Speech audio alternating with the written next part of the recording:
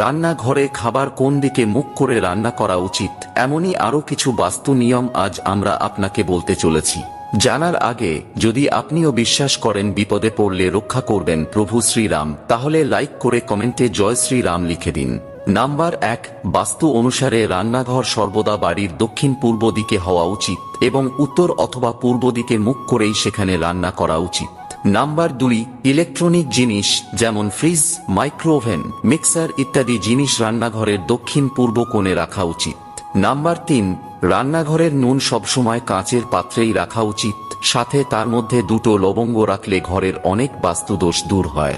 Number 4, খাদ্যশস্য অর্থাৎ storage unit, থালা বাসন এবং কাটলারি রান্নাঘরের দক্ষিণ বা পূর্ব দিকে রাখতে হবে। নাম্বার 5, রান্নাঘরের উত্তর পূর্ব কোণে জল ভর্তি একটি মাটির পাত্র রাখতে পারেন, এতে করে দেবতা, গ্রহ ও পিতৃপুরুষরা খুশি থাকেন।